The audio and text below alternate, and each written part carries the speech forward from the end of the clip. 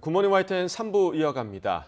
지상전 준비를 마친 이스라엘이 인질 문제 때문에 선뜻 작전에 들어가지 못하는 모습입니다. 대규모 인질 석방 대화를 위해서 지상전을 며칠 늦출 거란 보도가 나온 가운데 이스라엘군도 전술 전략적 이유로 지상전이 지연되고 있다고 확인했습니다. 보도에 신웅진 기자입니다. 팔레스타인 무장정파 하마스가 미국인 인질 2명에 이어 고령의 이스라엘 여성 2명을 추가로 석방했습니다. 풀려난 여성은 납치 과정에서 폭행을 당했지만 이후에는 적절한 식사 등 인간적인 대우를 받았다고 증언했습니다.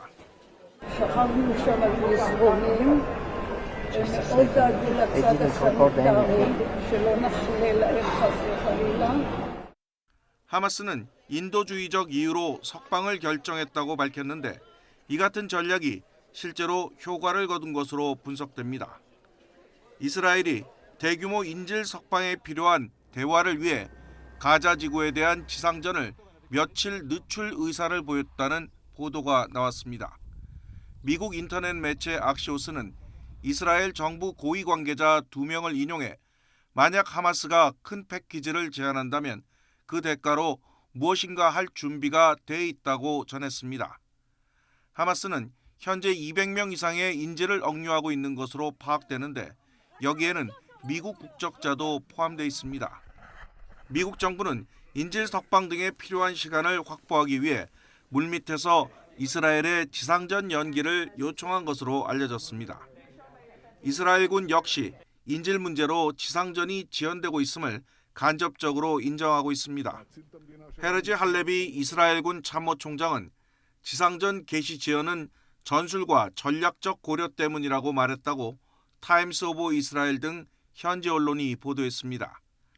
할레비 참모총장은 언론 브리핑에서 지상 기동 준비가 되어 있고 정치권과 협의해 다음 단계의 형태와 시기를 결정할 것이라면서도 전술 그리고 전략적인 고려 때문에 지상 공격이 지연되고 있다고 말했습니다. YTN 신웅진입니다. 이스라엘이 체포한 하마스 대원 조사 영상을 공개했는데요. 엄청난 포상을 해줄 테니 가능한 많은 포로를 잡아오라는 지시를 받았다고 이 대원은 말했습니다. 하마스로부터 가까스로 풀려난 80대 여성은 인질들이 터널 여러 곳에 분리돼 수용돼 있다고 증언했습니다. 황보연 기자가 보도합니다. 지난 7일 가자지구 경계를 넘어 이스라엘 마을을 급습한 하마스 대원들. 민간인 군인 할 것 없이 닥치는 대로 쏘고 무자비하게 끌고 갔습니다. 이스라엘이 당시 공격에 가담했다 체포된 하마스 대원들을 조사하는 영상을 공개했습니다. 한 대원은 초기에 내려진 섬뜩한 지침에 대해 언급했습니다. هو التعميمات في بخصوص المدنيين كانت اللي هو يعني قتل الرجال الأسر اللي هو النساء والمسنين والأطفال. 하마스 지도부가 상당한 보상을 약속하며 인질을 최대한 많이 확보하라고 했다는 얘기도 나왔습니다. طهروا البيوت واخطفوا قد ما تقدروا أسرى لأنه في غزة اللي باخذ أسرى له مكافأة. قديش المكافأة قالوا لكم؟ شقة منزل بيت $10,000. 현재 하마스에 억류된 인질은 220여 명. 예상대로 미로 같은 가자지구 터널 곳곳에 갇혀 있는 것으로 보입니다. 현지 시간 지난 23일 두 번째로 석방된 85살 이스라엘 여성은 대원들이 납치 후 어떤 터널로 데리고 갔다고 말했습니다. 땅 속에 의외로 넓은 공간이 있었고 인질들은 터널 내 여러 곳에 나뉘어 감금됐다고 설명했습니다.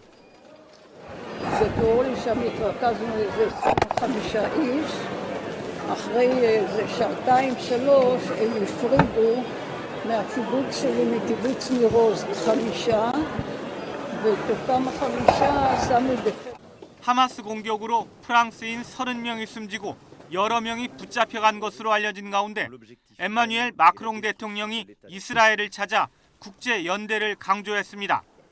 하마스 기습을 홀로코스트 이후 최악의 반유대 폭력 행위로 규정한 네타냐후 이스라엘 총리는 민간인 희생을 피해 가능한 한 신속하게 싸워나갈 것이라고 말했습니다. YTN 황보연입니다. 이스라엘 하마스 전쟁 문제를 논의하기 위해 열린 유엔 안보리 회의에서는 가자 지구 민간인 보호를 위해 휴전을 촉구하는 목소리가 잇따랐습니다. 하지만 이스라엘은 단호하게 휴전 불가 입장을 밝혔고 미국 백악관도 휴전은 하마스에만 이로운 일이 될 것이라고 선을 그었습니다. 워싱턴에서 권준기 특파원입니다. 가장 먼저 마이크를 잡은 유엔 사무총장은 가자지구 민간인 보호라는 원칙이 최우선이라며 즉각적인 휴전을 촉구했습니다. 특히 하마스의 공격이 진공 상태에서 발생한 건 아니라며 핍박받은 팔레스타인 역사의 맥락도 고려해야 한다고 강조했습니다. It is important to also recognize the attacks by Hamas did not happen in a vacuum. The Palestinian people have been subjected to 56 years of suffocating occupation. 팔레스타인 자치정부 외무장관은 무차별 공습을 벌이고 있는 이스라엘의 국제법 준수를 요구했습니다. 지금까지 가자지구에서 목숨을 잃은 건 대부분 민간인이라며 유엔에 전쟁을 막아달라고 호소했습니다. That is the equivalent of 145,000 British citizens or 700,000 US citizens. Almost all those killed by Israel are civilians. 이집트를 비롯한 아랍 국가들도 즉각적인 휴전 요구에 한 목소리를 냈습니다. 하지만 이스라엘 입장은 단호했습니다. 하마스의 다음 목표는 서방 세계가 될 거라며 테러 집단을 완전히 제거하기 전까진 싸움을 멈출 수 없다고 언성을 높였습니다. How you can agree to a ceasefire with someone who swore to kill and destroy your own existence? How? 미국도 이스라엘의 자위권을 옹호하며 휴전을 입에 올리지 않았습니다. 그러면서 이란이 개입할 경우 가만히 있지 않겠다며 확전을 경계하는 메시지를 분명히 했습니다. If Iran or its proxies attack U.S. personnel anywhere, make no mistake, we will defend our people, we will defend our security, swiftly and decisively. 백악관에서도 유엔 사무총장의 휴전 촉구와 관련한 질문에 지금 시점에서 휴전은 하마스만 이롭게 할 뿐이라며 반대 입장에 힘을 실었습니다. 주 유엔 이스라엘 대사는 유엔 사무총장의 진공 상태 발언이 테러와 살인을 이해한다는 충격적인 표현이라며 즉각 자리에서 물러날 것을 요구했습니다. 워싱턴에서 YTN 권윤기입니다. 블라디미르 푸틴 러시아 대통령과 레제프 타이프 에르도안 튀르키예 대통령이 전화통화로 봉쇄된 가자지구 상황이 악화할 것을 우려했습니다. 크렘린궁은 두 정상은 가자지구 내 민간인 희생자 증가와 인도주의적 상황 재앙적 악화에 깊은 우려를 표했다고 밝혔습니다. 튀르키예 대통령실은 에르도안 대통령이 서방 국가들의 침묵 때문에 가자지구의 인도주의적 위기가 전례 없는 수준으로 치닫고 있다고 비판했다고 전했습니다. 구글이 무력 충돌이 발생하고 있는 이스라엘과 팔레스타인 가자지구에서 실시간 교통 상황 서비스를 차단한 것으로 알려졌습니다. 구글 대변인은 성명에서 이전에도 그랬던 것처럼 지역사회 안전을 고려해 갈등 지역에서 실시간 교통 상황과 혼잡 정보 제공 서비스를 일시적으로 차단했다고 밝혔습니다. 구글의 이 같은 실시간 서비스 차단은 이스라엘이 하마스 근거지인 가자지구에 대한 지상군 투입이 임박한 가운데 나왔습니다.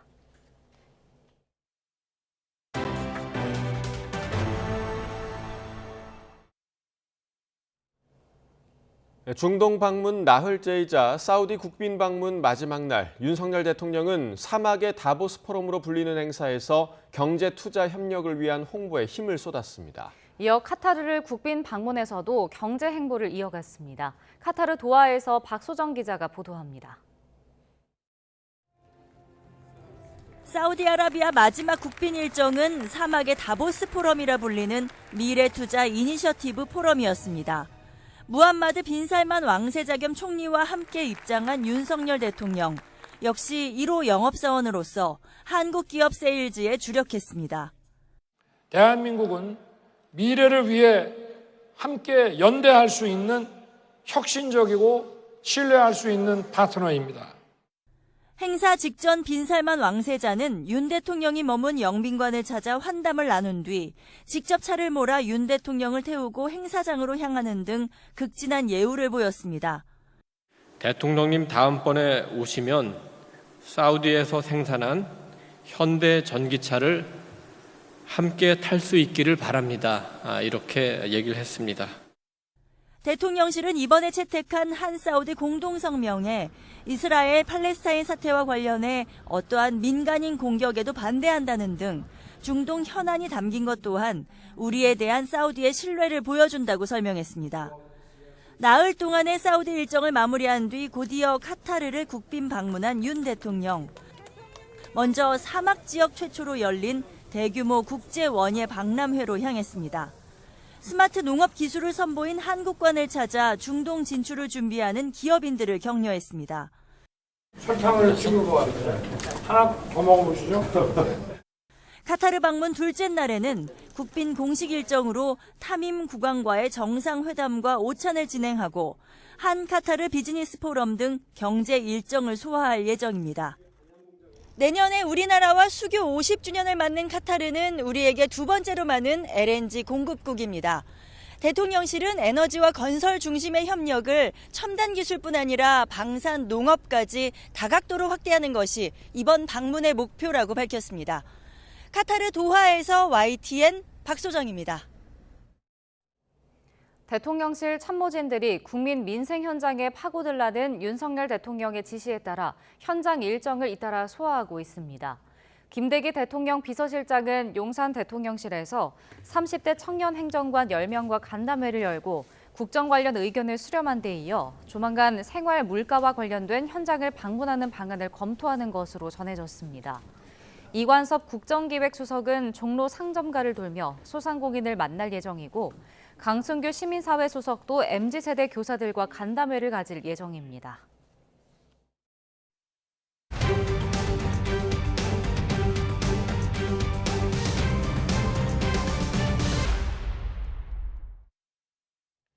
네, YTN이 내년 총선을 앞두고 실시하는 정기 여론조사 민심을 읽다 시간입니다. 서울 강서구청장 보궐선거 참패 이후 윤석열 대통령은 연일 변화와 반성을 언급하고 있지만 유권자 10명 중 6명은 국정 운영 기조에 변화가 없을 거라고 내다봤습니다. 윤 대통령이 더불어민주당 이재명 대표와 이른바 영수회담을 해야 한다는 응답도 60%를 넘었습니다. 조은지 기자입니다. 윤석열 대통령이 일을 잘하고 있다고 생각하는지 물었습니다. 잘하고 있다는 응답은 30%, 잘못하고 있다는 65%로 지난달 YTN 조사 때보다 긍정평가는 4.2%포인트 떨어진 반면 부정평가는 4.6%포인트 올랐습니다. 서울 강서구청장 보궐선거에서 정치선언 이후 첫 패배를 당한 윤 대통령은 연일 반성과 변화를 언급하고 있습니다. 저보고 소통이 좀 부족하다고 하는 지적하시는 분들이 많아서 저도 많이 이제 좀 반성하고 더 소통을 하려고 합니다만은 차분하고 지혜로운 변화, 국민, 현장, 당정 소통 강화 등 윤 대통령이 밝힌 메시지처럼 국정 운영 기조가 바뀔 거로 생각하는지 물었습니다. 변화가 없을 거라는 의견은 65.9%, 변화가 있을 거라는 의견은 24.3%였습니다. 국민의힘 지지층 등 보수 성향을 중심으로는 변화를 기대하는 목소리가 상대적으로 컸습니다.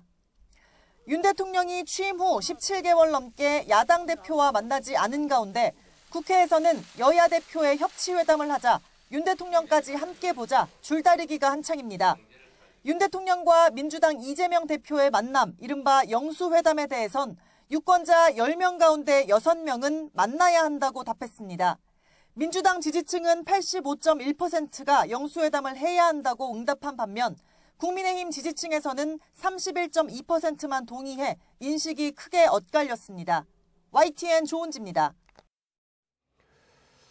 네, 국민의힘이 서울 강서구청장 보궐선거 참패 이후 임명직 당직 개편으로 김기현 2기 지도부를 꾸린 것에 대해서는 유권자 60%가 쇄신 노력이 부족하다고 보는 것으로 나타났습니다. 더불어민주당 이재명 대표 체포동의안에 가결표를 던진 민주당 의원들을 징계하는 데 동의한다는 의견은 30%대에 그쳤습니다. 이어서 조성호 기자입니다. 17%포인트 넘는 격차 완패. 임명직 당직자들이 일괄 사퇴하면서 당직 개편으로 돌파구를 찾아 나선 국민의힘 김기현 2기 지도부에 대한 생각을 물었습니다. 쇄신을 위한 노력으로 적절하다는 유권자는 19.4%에 불과했습니다. 3배 이상 많은 64.3%는 부족하다고 봤습니다. 국민의힘 지지층에서도 부족한 노력이란 답변이 절반을 넘었습니다. 여당 지지자 가운데 35.3%만 적절하다고 답했습니다. 내년 총선 수도권 위기론의 대응책으로 나온 영남권 중진들의 험지 출마론. 총선 승리를 위해서 저의 정치적 기득권을 내려놓습니다. 2024년 총선은 해운대가 아닌 서울에서 도전하겠습니다. 여당이 총선을 이기는 데 도움이 될까? 도움되지 않을 거란 유권자가 59%, 도움될 거란 의견은 22.5%에 그쳤습니다. 지지 정당을 막론하고 여당 중진의 험지 차출이 총선 승리에 도움되지 않을 거라고 내다봤습니다. 민주당 이재명 대표는 단식 후 회복을 마치고 최근 당무에 복귀하는 자리에서 이렇게 말했습니다. 체포동의안 처리 과정의 일로 더 이상 왈가왈부하지 않기를 바랍니다. 체포동의안 가결파 징계에 대한 여론을 살폈습니다. 동의하지 않는다는 유권자가 57.5%, 동의하는 편이란 답변은 32.1%였습니다. 민주당 지지자들 사이에선 징계에 동의한다는 의견과 동의하지 않는다는 의견이 팽팽했습니다. YTN은 여론조사기관 엠브레인 퍼블릭에 의뢰해 지난 22일부터 이틀 동안 전국 만 18세 이상 유권자 1,004명을 조사했습니다. 전화 면접 방식으로 진행된 이번 조사의 오차 범위는 95% 신뢰 수준의 플러스 마이너스 3.1%포인트고 자세한 내용은 중앙선거 여론조사 심의위원회 홈페이지를 참조하면 됩니다. YTN 조성호입니다. 어제 국회 법제사법위원회의 법원 국정감사에서는 민주당 이재명 대표 사건 배당 문제를 두고 여야가 신경전을 이어갔습니다. 여당은 법원이 위증교사 사건까지 대장동 사건 재판부에 배당해 재판 지연이 우려된다고 지적했는데 김정중 서울중앙지방법원장은 규정을 따른 것이라고 반박했습니다. 김다현 기자의 보도입니다. 검찰에 이어 법원 국정감사에서도 민주당 이재명 대표가 연루된 사건이 핵심 쟁점이 됐습니다. 국민의힘은 대장동과 백현동에 위증교사 사건까지 같은 재판부에 배당돼 재판이 모두 합쳐지면 선고 지연이 불가피해 법원이 정치적 의도를 의심받을 수 있다고 비판했습니다. 반면 민주당은 오히려 법원이 이 대표에 대한 압수수색 영장을 너무 쉽게 발부해준다고 문제 삼았습니다. 이것이 결국은 이재명 대표의 이런 정치 생명을 연장하기 위해서 꼼수로 배당을 했다. 727일간 376회의 압수수색이 이루어졌습니다. 너무한 거 아닙니까? 김정중 서울중앙지방법원장은 영장 관련 지적은 고민해 보겠다면서도 사건을 형사합의 33부로 모두 배당한 건 규정에 따른 거라고 반박했습니다. 사회에 미치는 영향이 중대한 사건 또는 그 밖에 사건의 성질상 합의체로 심판하는 것이 적절한 사건이라고 판단해서 또 여당이 이 대표가 공직선거법 재판에 불참하는 등 불성실한 태도를 보인다고 지적하자 49일 만에 열린 재판이 5분 만에 끝나버렸습니다. 재판부 농락한 거 아닙니까? 그런 시각이 있을 수 있겠습니다. 보기 드문 상황은 맞습니다. 야당은 법원이 불수리한 일제강제동원 제3자 변제 방안을 정부가 포기하지 않고 있다고 맞불을 놨습니다. 패소가 명백한데도 다른 이유, 정치적 이유일 수도 있고 또 개인적 이유일 수도 있는데 이렇게 소송을 강행하거나 질질 끌 경우에 이런 아주 민감한 사안들은 좀 정치권에서 현명하게 좀 해결을 하고 입법적으로 좀 해결을 찾았으면 좋겠습니다. 아울러 기업 관련 재판을 담당하던 차문호 부장판사가 3년 전 기업인들에게 접대를 받았다는 의혹과 관련해 윤준 서울고등법원장은 차 부장판사가 그렇게 경우가 없지 않다며 경찰이 내사 중이니 기다려달라고 해명하기도 했습니다. YTN 김다현입니다. 국회 보건복지위원회는 오늘 보건복지부와 질병관리청, 국민연금공단 등 피감기관 전체를 대상으로 종합국정감사를 진행합니다. 오늘 종합국감에선 정부의 의대 정원 확대 방침에 대한 구체적인 실행 방안 등을 놓고 여야 위원들이 질의를 이어갈 것으로 보입니다. 농림축산식품해양수산위원회의 해양수산부 대상 종합감사에선 일본의 원전 오염수 방류 이후 안전대책 등에 대한 여야의 신경전이 예상됩니다. 대장동 50억 클럽 의혹과 관련해 1심에서 뇌물 혐의 무죄를 선고받은 곽상도 전 의원이 8달 만에 검찰에 출석합니다.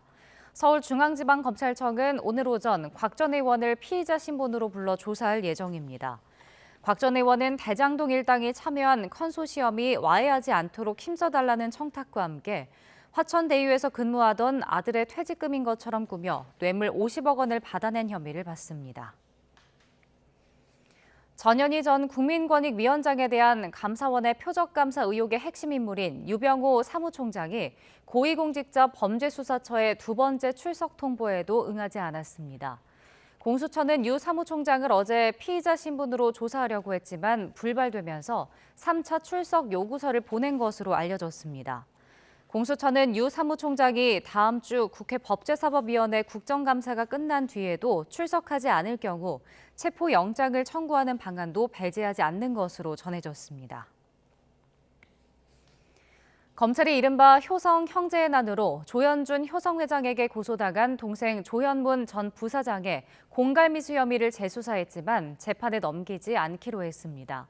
서울중앙지방검찰청은 지난달 조 전 부사장의 공갈미수 혐의에 대해 불기소를 결정했습니다. 구체적으로 검찰은 형인 조 회장을 상대로 한 공갈미수 혐의는 6달로 제한된 신고죄 고소기간이 지났고 효성그룹은 피해자로 볼 수 없어 공갈미수 혐의를 인정할 수 없다고 판단했습니다.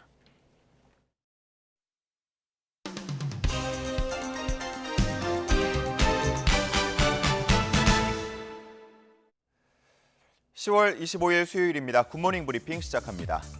오늘은 한겨레 기사로 시작해 보겠습니다. 여야가 상대당을 향한 고성과 야유를 하지 않기로 하는 등 정쟁을 자제하자는 이른바 신사협정에 합의했다는 소식 담겨 있습니다. 이전까지 국회에서 서로 목소리를 높이고 또 손팻말을 단체로 들면서 상대를 지적하는 모습 많이 보셨을 텐데요. 그리고 그에 대한 맞대응 성격으로 한쪽이 단체 퇴장하며 국회가 멈춰서는 모습도 우리에겐 익숙합니다. 여야 원내대표들은 이렇게 지나치게 정쟁에 매몰되는 모습이 국민께 실망을 드린다는 데 공감하면서 국회 분위기를 개선하자는 데 합의했습니다. 과연 약속한 대로 잘 지켜질 것인가? 이 기사는 오는 31일 윤석열 대통령의 내년도 예산안 관련 국회 시정연설이 그 첫 시험대가 될 거라고 전망하고 있습니다. 나아가서 내년도 예산안과 서로 충돌할 수 있는 법안 등 쟁점들이 남아있기 때문에 이번 협정이 본격적인 협치까지 발전할지는 불확실하다고 전했습니다. 자, 다시 기사에 실린 사진을 보면요. 어제 국정감사에 참석한 윤재옥 국민의힘 원내대표와 이재명 더불어민주당 대표가 나란히 자리하면서 함께 웃고 있는 모습을 볼 수 있는데요. 과연 이번 협정으로 앞으로 이러한 모습을 더 자주 볼 수 있게 될지 주목됩니다. 다음은 중앙일보 기사입니다. 여성이 남성보다 6년 더 살지만 건강이 양호하다는 답변은 31%뿐이다. 우리나라 여성의 기대 수명은 작년 기준 86.6세로 남성보다 6세 더 많습니다. OECD 국가 가운데에서는 일본 다음으로 높은 2위에 위치해 있습니다. 다시 말해서 세계 최상위권 수명을 누릴 수 있다는 건데 하지만 자신이 건강하다고 생각하는 여성은 31%로 남성 37%보다 낮은 것으로 나타났습니다. 이런 주관뿐 아니라 실제로도 여러 질병에 시달리고 있는 걸로 나타났는데 여성의 암 발생률은 2000년 10만 명당 197명에서 2020년 321명까지 증가했고요. 스트레스 인지율, 우울장애 유병률, 자살 생각률 등에서 모두 남성보다도 높게 유지되고 있는 것으로 나타났습니다. 한 전문가는 이런 역설 현상은 경제가 안정된 국가에서 일관되게 나타난다면서 예방에 초점을 맞춰서 건강 수준을 높일 필요가 있다고 말했습니다. 그리고 질병관리청 국립보건연구원은 여성의 스트레스와 우울감을 줄일 수 있는 전략을 개발해야 하고 만성질환 위험 요인을 관리할 필요가 있다고 강조하고 있었습니다. 다음은 동아일보에 실린 해외 소식 하나 보겠습니다. 지금 사진이 하나 눈에 띄는데요. 보면은 인물들의 사진과 함께 어떠한 숫자들이 쓰여 있습니다. 다름 아닌 학생들의 사진과 시험 점수가 담긴 학원 광고물입니다. 인도 북서부 라자스탄주의 코타는 인도의 최대 학원가로 불립니다. 이곳 거리 곳곳에는 유명 고교나 대학 합격생의 이름과 사진, 또 등수 등이 적힌 학원 광고들을 쉽게 볼 수 있다고 합니다. 엄격한 신분제도 속에서 교육이 최고의 신분 상승 수단이 됐다는 걸 알 수 있는 모습이라고 기사에서는 전하고 있었습니다. 이곳에는 인도 서민의 연봉에 육박하는 학원비를 내고 공부하는 학생이 20만 명이 넘는 걸로 알려져 있고 보통 호스텔이나 임대 숙소에 머물면서 하루 14시간 이상씩 공부한다고 합니다. 하지만 이렇게 성적과 시험에 매달리다 보니까 스트레스를 견디지 못해서 삶을 포기하는 경우도 생겨나고 있었는데요. 인도 정부 통계로 인도에서 2021년 학생 13,000여 명이 스스로 목숨을 끊었고 이곳 코타에서도 올해 수십 명의 학생들이 삶을 포기했는데요. 결국 주 정부가 대책 마련에 나섰습니다. 학생의 시험 결과를 공개하지 말고 자살 예방 교육을 받도록 하면서 언제든 학생이 원하면 학원비를 환불받을 수 있도록 지침을 발표했습니다. 기사는 이런 모습을 우리나라 사교육이 몰려있는 어떠한 지역에 빗대어서 표현하기도 했는데요. 열심히 공부하고 성적으로 그에 대한 보람을 느끼는 것도 물론 좋겠지만 부디 덜 스트레스 받고 추억이 가득한 건강한 학창 시절이 됐으면 좋겠습니다. 자, 오늘 볼 마지막 기사입니다. 낙엽 재활용 내용을 다룬 한국일보입니다. 한 보고서에 따르면 나무 한 그루에서 나오는 낙엽 무게가 2.4kg 정도 된다고 합니다. 전국 가로수가 942만여 그루 정도로 되는 걸로 추정이 되고 있기 때문에 연간 22,600톤 정도의 낙엽이 발생한다고 볼 수 있겠습니다. 이러한 낙엽은 대부분 일반 쓰레기와 똑같이 처리가 될 텐데요. 낙엽을 태울 때 탄소와 미세먼지가 배출되고 각 지자체에서는 낙엽 처리를 위해서 최소 수천만 원씩 예산을 쓴다는 점 문제로 지적되고 있습니다. 그래서 일부 지자체는 낙엽을 퇴비로 재활용하려고 시도하고 있는데요. 낙엽을 주워서 한데 모아 약 2, 3년 정도의 기다림을 통해 퇴비로 만들고 있습니다. 한편 이러한 낙엽을 고부가 가치 제품으로 재탄생시키려는 연구와 실험이 세계 곳곳에서는 이루어지고 있습니다. 유럽에서는 낙엽으로 친환경 종이를 만드는 기업이 나왔고요. 또 국내에서는 낙엽을 2차 전지 음극재로 활용하는 방안도 연구 중에 있습니다. 이러한 재활용이 가능해진다면 낙엽은 자연에서 쉽게 얻을 수 있으면서 저렴하고 또 깨끗하면서 다 쓴 후에 처리도 친환경적인 재료가 될 텐데요. 과연 앞으로 낙엽의 활용이 어디까지 발전하게 될지 주목됩니다. 10월 25일 아침 신문 살펴봤습니다. 지금까지 굿모닝 브리핑이었습니다.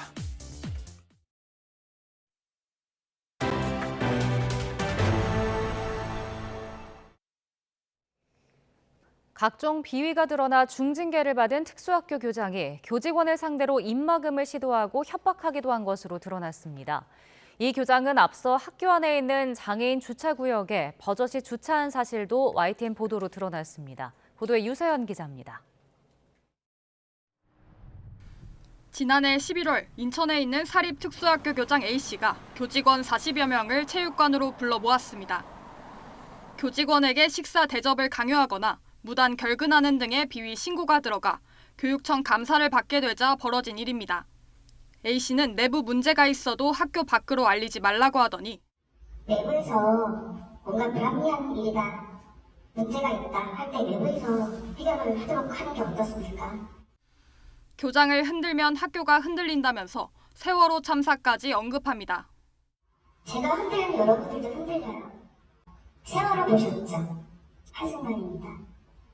명심하세요. 바보 같은 생각하지 마세요. 학교를 운영하는 법인 이사장의 딸이자 이사로서 사실상 인사권을 쥔 A씨는 자신을 신고하면 가만히 있지 않겠다면서 협박성 발언도 서슴지 않습니다. 제가 사회복지법인 상임 이사건 다들 알고 계시나요? 모르시는 분들도 많더라고요. 저는 사회복지법인 상임 이사로서 또 이 학교장으로서 보고만 있진 않을 겁니다. 비장애인인 A씨는 10년간 장애인을 교육하는 특수학교 교장으로 있으면서도 교내 장애인 주차구역에 상습적으로 불법 주차한 사실이 YTN 보도를 통해 알려지기도 했습니다. 당시 분명한 입장을 내놓지 않았던 A씨는 이번에도 체육관 발언 경위 등에 대한 해명 요청에 일절 응하지 않았습니다. 교육청으로부터 이제 징계를 받았고 그러는 과정에서 정신적인 스트레스도 있는 것 같고 그래서 지금 정신의학과로 병원을 좀 다니시면서 오늘도 지금 병가 중이십니다. A씨는 또 교육청 감사에서 비위가 확인돼 정직 1개월의 중징계를 받은 것으로 알려졌지만 여전히 교장직도 유지하고 있습니다. 학교 내부에서는 교장의 위력 과시에 휘둘리지 않고 학생 교육에만 집중하고 싶다는 목소리가 커지고 있습니다. YTN 유서연입니다. 베트남에서 차량이 급류에 휩쓸려 한국인 관광객 4명이 숨지는 사고가 발생했습니다. 사고 발생 지역은 최근 며칠간 내린 폭우로 하천이 불어난 상태였던 것으로 알려졌습니다. 밤사이 사건 사고 소식 엄윤주 기자가 전해드립니다. 찌그러진 SUV 차량 한 대가 흙탕물로 변한 하천 한가운데 세워져 있습니다. 현지 시각으로 어제 오후 베트남 럼동성 달랏 지역에서 급류에 휩쓸려 차량에 타고 있던 한국인 관광객 4명이 모두 숨졌습니다. 사고 발생 지역은 최근 며칠 사이 내린 폭우로 하천이 불어난 상태였던 것으로 알려졌습니다. 외교부 당국자는 현장에 영사를 급파해 필요한 영사 조력을 제공하겠다고 밝혔습니다. 고속도로 위에서 뿌연 연기가 쉴 새 없이 뿜어져 나옵니다. 오늘 새벽 0시 40분쯤 전북 김제시 금산면 호남고속도로 천안 방향 금산사 나들목 인근에서 달리던 견인차에 매달려 폐차장을 향하던 차량에서 불이 났습니다. 불은 30분 만에 꺼졌고 다행히 인명피해는 없었습니다. 견인 차주가 차량과 분리해가지고 견인차는 차 앞쪽에 가 있고 불난 차는 뒤에 운행이 돼 있고 이런 상황이더라고요. 어젯밤 9시 40분쯤엔 경기도 성남시 수도권 제1순환고속도로 하남 방향 송파 나들목 근처에서 출처를 알 수 없는 낙하물로 운전자들이 불편을 겪었습니다. 다친 사람은 없었지만 사고를 수습하는 1시간 동안 도로 2km가량이 정체를 빚었습니다. 앞서 어젯밤 9시쯤에는 경남 창원시 의창구에 있는 3층짜리 건물 1층 음식점에서 불이 났습니다. 이 사고로 종업원 2명이 화상을 입어 병원으로 옮겨졌고 소방서 추산 800만 원어치 재산 피해도 발생했습니다. 소방당국은 양초를 켠 순간 폭발과 함께 불이 시작됐다는 종업원의 진술을 토대로 화재 원인을 조사하고 있습니다. YTN 엄윤주입니다.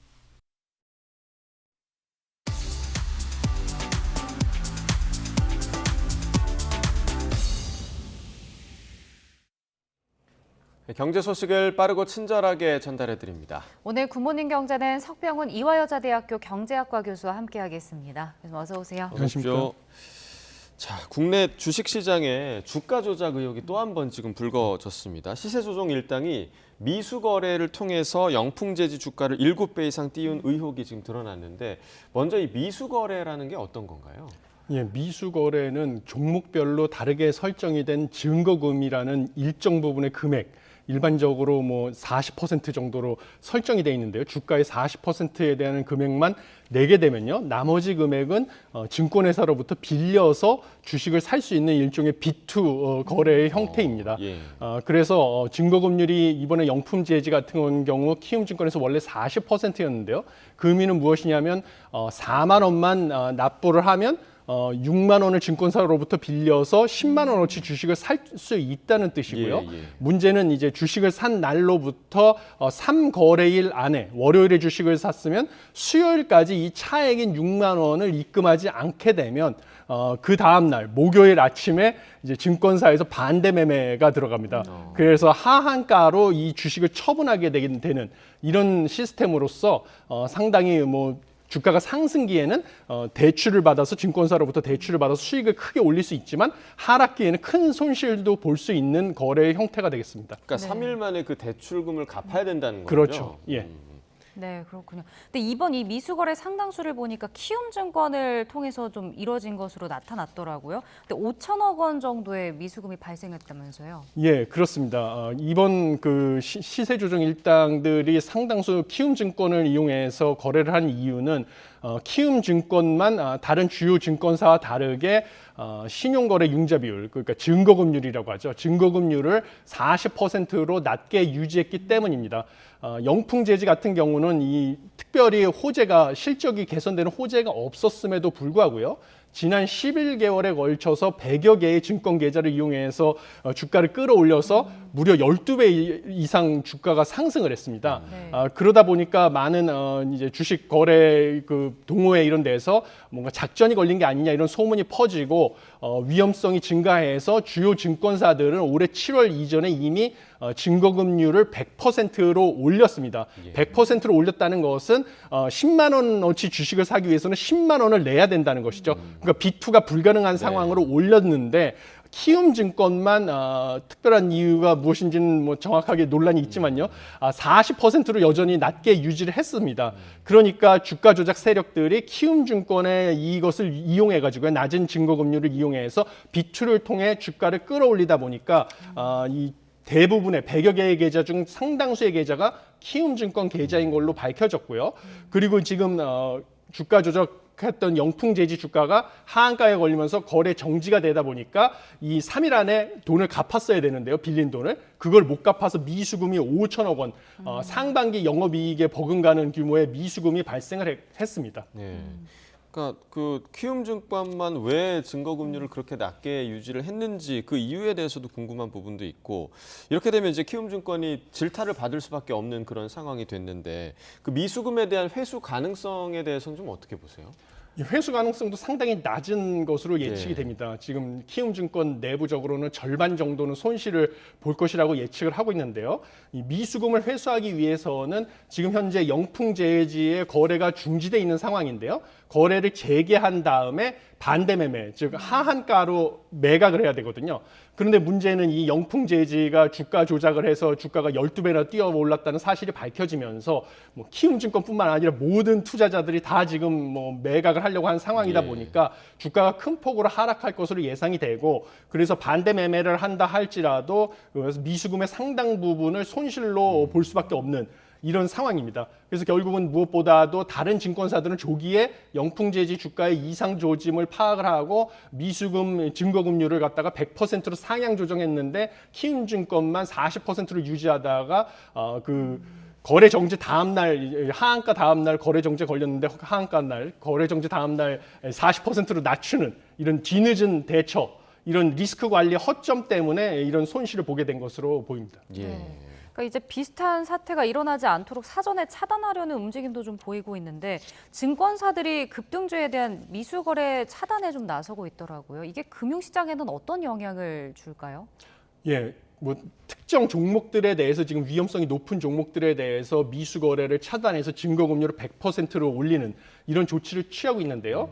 이런 경우에는 해당 주식의 주가의 변동성이 낮아질 가능성이 큽니다. 왜냐하면 주가가 상승할 것으로 예상이 되면 비투가 증가를 하면서 주가를 추가로 끌어올렸고요. 그다음에 주가가 하락할 것으로 예상이 되면 이제 미수금을 갚지 못해가지고 그게 반대 매매가 걸리면 하한가로 증권회사가 매각을 하기 때문에 주가는 큰 폭으로 하락하는 해당 종목의 주가는 큰 폭으로 하락하는 부작용이 있었는데요. 이거를 금지시키다 보면 상승폭도 낮아지고 하락폭도 또 적어지는. 그래서 변동성 자체가 적어지는 그런 영향이 있을 것으로 보입니다. 자, 다음 소식도 보겠습니다. 역대 최대 규모로 불어났던 비정규직 근로자 수 3년 만에 줄어든 것으로 나타났습니다. 어떤 영향이 좀 있었을까요? 가장 큰 영향은 지금 뭐 폭우 뭐 이런 게 지속되다 보니까요. 비정규직 근로자 중에서 상당수가 포함되어 있는 건설업에 있는 비정규직 근로자들이 많이 감소한 영향이 크다라고 보고 있습니다. 그래서 일시적인 현상이 아니냐 이런 지적도 있는 것이 사실입니다. 그런데 지금 비정규직 근로자 수는 2023년에 812만 2천 명이었는데요. 이게 작년 대비 무려 3만 4천 명이 감소를 했습니다.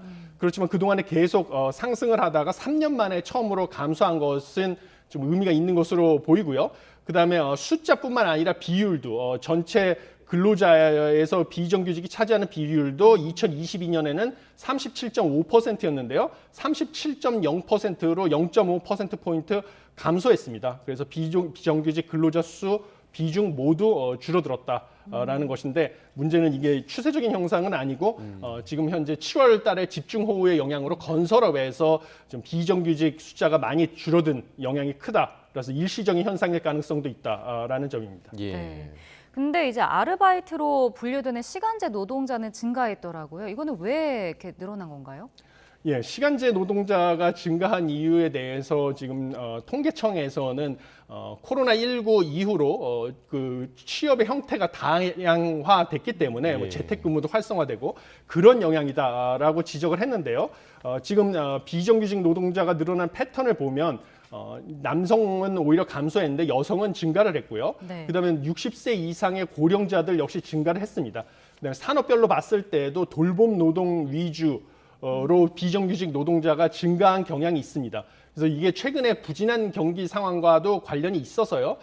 좀 시간제 근로자들, 단기적으로 이제 짧은 시간만 근무를 하는 시간제 근로자가 늘어나는 것은 지금 일자리의 질 자체가 악화되고 있는 것이 아닌가 하는 것도 지금 지적되고 있는 상황입니다. 예. 또 이제 안 좋은 점이 비정규직과 정규직 사이의 임금 격차가 지금 역대 가장 큰 수준으로 벌어졌다고요? 예, 그렇습니다.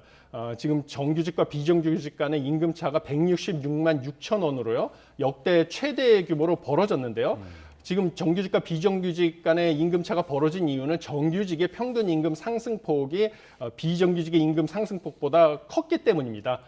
그런데 이것은 지금까지 보여왔던 패턴인데 정부 입장에서는 시간제 근로자 비중이 아까 말씀드린 것처럼 비정규직 근로자 중에서 상당히 커졌기 때문에 시간제 근로자는 적은 시간을 일을 하다 보니까 받는 소득도 낮아질 수밖에 없습니다. 상대적으로. 그래서 시간제 근로자 비중이 커진 탓으로 비정규직의 평균 임금이 떨어졌기 때문에 정규직과 비정규직 간의 임금 차가 늘어난 것이다라고 얘기를 하고 있고요. 그래서 시간제 근로자를 제외한 나머지 비정규직의 임금 같은 경우는 정규직과 임금 격차가 그렇게 큰 폭으로 벌어지지는 않았다라고 보시면 되겠습니다. 네. 자, 또 다음 소식 보겠습니다. 자, 인공지능용 반도체 분야 선두주자죠. 엔비디아가 PC용 반도체 생산에도 좀 뛰어들겠다 이렇게 선언을 했습니다. 근데 이 부분은 또 인텔의 점유율이 높은 부분인데 인텔은 좀 비상이 걸리겠네요. 예, 그렇습니다. 엔비디아 그동안 AI용 반도체 칩에서 선두주자였는데요. 지금 영국의 반도체 설계 업체인 ARM, 암이라고 하는데요. 암과 손잡고 마이크로소프트 윈도우 PC용 CPU 공급을 하겠다라는 계획을 발표했고요. 2025년에 출시를 목표로 진행하고 있습니다. 그런데 현재 윈도우 PC용 CPU 공급은 인텔이 세계 CPU 점유율의 절반 이상을 차지하고 있거든요. 지금 62.7% 3분기 기준으로 차지하고 있기 때문에 인텔은 타격이 불가피할 것이다라고 보고 있습니다. 그래서 엔비디아 같은 경우는요, 기존의 AI용 칩에서 주로 이익을 얻었는데 반도체 사업을 PC용 CPU 공급까지 다변화하는 것이 호재로 작용이 돼가지고 주가가 3.84% 상승을 한 반면에요. 인텔은 이거에 직격탄을 받아서 주가가 3% 가까이 하락을 했습니다. 3% 가까이 하락을 했고 엔비디아와 같이 협업을 하기로 한 ARM의 주가는 역시 4.9% 가까이 급등을 했습니다. 그런데 이런 것이 지금 PC 중앙처리 장치 시장의 판도에 영향을 미칠 뿐만 아니라요. 우리나라 삼성전자, 그다음에 TSMC가 이 파운드리 사업을 하고 있죠. 그래서 위탁 생산을 하고 있는데요. 반도체 칩을. 여기도 이제 엔비디아로부터의 주문도 늘어날 것이고 이런 게 예측이 되다 보니까 호재가 될 수 있다라는 관측이 이어지고 있습니다. 네. 자, 마지막으로 밤사이 해외 증시 소식도 짚어보겠습니다. 뉴욕 증시 모두 상승 마감했네요. 예. 세 가지 이유가 있습니다. 첫 번째는 3분기에 지금 기업 실적을 발표하는 시즌인데요. 3분기 기업 실적이 계속 호실적을 발표하는 기업들이 늘어나고 있기 때문에 이게 주가를 상승시키는 요인이고요. 두 번째는 최근에 미 10년물 국채 금리가 4.8%대로 하락을 했습니다. 미국의 경기 침체 우려가 있다라고 채권 시장의 거물들이 연이어 SNS에다가 발표를 하면서 미국 10년물 국채 금리가 하락하니까 기업 입장에서는 회사 차립 총에서 자금을 조달하기가 용이해진 측면이 있어서 이게 주가를 상승시키는 요인이 됐고요. 그다음에 세 번째 요인은 미국의 10월 제조업 서비스업 관련해서 구매 관리자 지수, PMI 지수라고 해서 이게 선행 지표인데요. 이것들이 모두 좀 확장세를 유지하고 있다.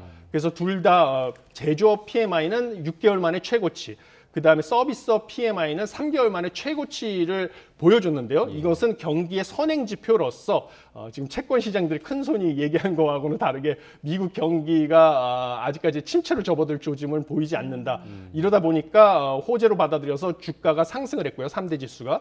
그리고 많은 투자자분들이 관심을 갖고 있는 구글의 모기업 알파벳, 그다음에 마이크로소프트가 장 마감 후에 실적을 각각 발표했는데요. 희비가 엇갈렸습니다.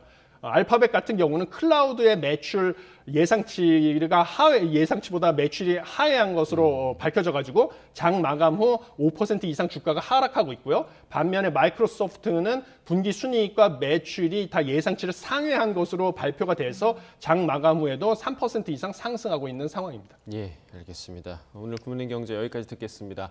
석병훈 교수와 경제 이야기 나눠봤습니다. 고맙습니다. 고맙습니다.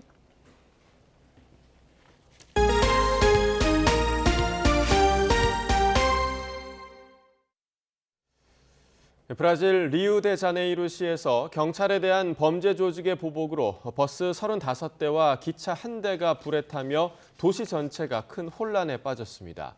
현지 시간 23일 오후 6시 이후 리우데자네이루시 서부 지역에서 일반 버스 30대와 간선 급행버스 5대, 기차 1대가 잇따라 불에 탔습니다. 이 여파로 인근 지역의 여러 도로가 폐쇄됐습니다. 경찰은 이번 연쇄 방화를 리우데자네이루 최대 범죄 조직 우두머리의 20대 조카 파우스타웅이 사망한 것에 대한 보복 테러로 규정했습니다. 미국 외교안보 수장이 중국이 구소련처럼 붕괴하는 것을 바라지 않고 최근 중국도 미국과 관계를 안정화하고 싶어하는 긍정적인 신호를 감지하고 있다고 밝혔습니다. 제이크 설리번 백악관 국가안보보좌관은 외교 전문지 포린 어페어스 기고에서 미중 경쟁의 최종 상태와 관련해 우리는 예측 가능한 미래에 중국이 계속 세계 무대 주요 참가자가 될 것으로 예상한다고 말했습니다. 중국이 러시아 무기 매입설로 미국의 제재 명단에 올랐던 리 상푸 국방부장을 전격 해임했습니다. 중국 CCTV에 따르면 전국인민대표대회 상무위원회는 회의를 열어 리 부장을 면직했다고 밝혔습니다. 하지만 면직 사유는 설명하지 않았고 후임 국방부장 임명 여부에 대해서도 공개하지 않았습니다. 네, 쌀쌀한 날에 먹는 싱싱한 굴 맛은 그야말로 꿀맛이죠. 남해안에서는 제철을 맞은 굴을 본격적으로 수확하기 시작했다고 합니다. 이명준 기자가 다녀왔습니다. 크고 작은 섬이 옹기종기 있는 남해안. 형형색색 부표들 아래 굴이 주렁주렁 매달려 있습니다. 새벽 6시에 나와 작업하는 어민은 만선의 기쁨을 누립니다. 고수온으로 인해서 빈산소가 약간 발생해서 폐사가 있긴 한데 그래도 작년에 비해서는 전반적으로 다 이제 수확은 괜찮은 것 같습니다. 굴 껍데기를 벗기는 작업장인 박신장엔 갓굴이 산더미처럼 쌓여 있습니다. 경력 30년 베테랑을 비롯한 숙련된 작업자들의 굴 까는 손길이 분주합니다. 칼로 껍데기를 벌리고 굴 눈을 도려내면 알이 굵은 생굴이 우윳빛 자태를 드러냅니다. 제철을 맞은 통영 굴입니다. 한 입 먹어보면 입안에 바다 내음이 가득합니다. 위판장에선 한 해의 첫 경매인 초매식이 열려 굴풍어를 기원했습니다. 오후 4시가 되자 경매사 진행으로 햇굴 경매가 시작됩니다. 중도매인들은 한 손에 응찰기를 쥔 채 눈치 싸움을 벌입니다. 이날 경매에 나온 굴은 54톤가량, 10kg당 92,000원꼴로 거래됐습니다. 한려수도에서 연안에서 생산되는 굴들은 진짜 이 청정해역에서 생산되기 때문에 원전 오염수에 대해서는 조사를 했기 때문에 안심하고 드셔도 아무런 관계가 없습니다. 찬바람 불면 생각나는 굴은 올해도 겨울철 밥상을 풍성하게 만들 전망입니다. YTN 이명준입니다. 일본 애니메이션의 거장이죠. 미야자키 하야오 감독의 10년 만의 신작 그대들은 어떻게 살 것인가가 예매율 1위를 기록하며 돌풍을 예고하고 있습니다. 은퇴를 번복한 미야자키 감독이 자신의 인생을 담아 7년에 걸쳐 만든 작품으로 지브리 애니메이션의 완성체라는 평가를 받고 있습니다. 일본 스튜디오 지브리를 홍상희 기자가 다녀왔습니다. 僕は何度ももうやめると今まで言って騒ぎを起こしてきた人間なのでどうせまただろうと思われてるんですけど 2013년 돌연 은퇴를 선언했던 미야자키 하야오 감독이 그대들은 어떻게 살 것인가를 들고 10년 만에 돌아왔습니다. 2차 세계대전, 어머니를 잃고 외가에서 지내게 된 11살 마히토 앞에 정체를 알 수 없는 외가리가 나타납니다. 어느 날 새어머니가 사라지고 마히토는 외가리의 안내로 시공간을 초월한 세계에서 모험을 시작합니다. 스튜디오 지브리에서 만난 미야자키 감독과 45년 동안 작품을 만들어온 스즈키 토시오 프로듀서. 이번 작품에 대해 이렇게 설명했습니다. 人間生きていく上で一番大事なのはやっぱり友達を見つけること。自分の本当の姿、それを出したかったんですよね。でそれを出さないとなんて言うんだろう、死んでも死にきれない。 은퇴를 번복해서라도 만들어야 했던 작품. 기간과 제작비에 제한을 두지 않아 7년이라는 시간을 쏟아부었습니다. 친구이자 동료 스즈키 토시오와 자신을 애니메이션 업계로 이끌어준 다카하타 이사오 감독의 모습을 담았고 지금까지 선보였던 작품 세계를 집대성했습니다. 신세기 에반게리온의 혼다 다케시가 20여 명의 애니메이터와 함께 물과 불, 바람의 정교한 작화를 만들어냈습니다. 全部作画でやるっていうのは僕としてももう今の時代あんまりないんでそういう作品はぜひともそういうふうなことをもう今の時期にやりたいっていう思いがありました。満足度は限りなく 100% に近いんですけれども 히사이 시조, 요네즈 켄 씨가 음악을 맡았고 기무라 타쿠야, 산토키 소마가 더빙에 참여해 완성도를 높였습니다. 스튜디오 지브리가 작품에만 전념하겠다며 최근 니혼 텔레비에 경영권을 넘긴 가운데 82세 거장의 인생을 담은 이번 작품이 다시 애니메이션 돌풍을 일으킬지 관심입니다. 도쿄에서 YTN 홍상입니다. 출근길 볼에 닿는 공기가 어제보다 부드럽습니다. 오늘 전국에 비 소식 없이 맑은 하늘이 펼쳐지면서 기온도 어제보다 또 예년보다 높게 오르겠는데요. 현재 12.8도 보이고 있는 서울 기온은 오늘 한낮에는 22도까지 오르겠습니다. 예년과 비교하면 무려 4도가량 높은 건데요. 오늘 바깥에서 완연한 가을을 만끽하기 좋은 날씨지만 일교차는 계속해서 크게 벌어지는 만큼 체온 조절에는 주의해 주셔야겠습니다. 오늘 출근길 내륙을 중심으로는 안개주의가 필요하겠습니다. 현재 위성 영상 보시면 중부와 영남 그리고 일부 전북 내륙을 중심으로 안개가 끼어 있는 모습인데요. 이 지역에서는 가시거리가 200m가 채 되지 않는 곳도 있습니다. 오늘 출근하실 때는 교통안전에 각별히 주의해 주시기 바랍니다. 점차 안개가 걷히고 나면 오늘 낮 동안에는 쾌청한 가을 하늘이 드러나겠는데요. 전국이 대체로 맑은 가운데 공기질도 양호하겠습니다. 다만 중서부 지역에서는 오전과 밤 한때 공기가 다소 탁해질 수 있겠습니다. 현재 기온 살펴보면 서울 12.8도, 대전 10.5도, 광주 11.8도로 어제 같은 시각보다 1도에서 2도가량 높은데요. 맑은 하늘에 가을 햇살이 내리쬐면서 낮에도 예년보다 높은 기온 보이겠습니다. 서울과 대전의 한낮 기온 22도, 광주와 부산은 23도 예상됩니다. 내일은 중서부와 호남 지방에 또다시 가을비가 내리겠습니다. 충청 이남 지역에서는 모레 새벽까지 비가 이어지는 곳도 있겠고요. 모레에는 동해안에 비가 내리겠습니다. 이 동해안 지역의 대기는 점점 더 메말라가고 있습니다. 현재 강원 동해안에는 건조주의보가 발효 중인데요. 다행히 모레에는 이 건조함을 달래줄 단비 소식이 있지만 그 전까지는 계속해서 산불 등 화재 예방에 각별히 신경 써주시기 바랍니다. 지금까지 상암동에서 YTN 고은재입니다. 네, 이상으로 수요일 굿모닝 YTN 마칩니다. 잠시 후 뉴스라이더가 방송됩니다. 시청해주신 여러분 고맙습니다.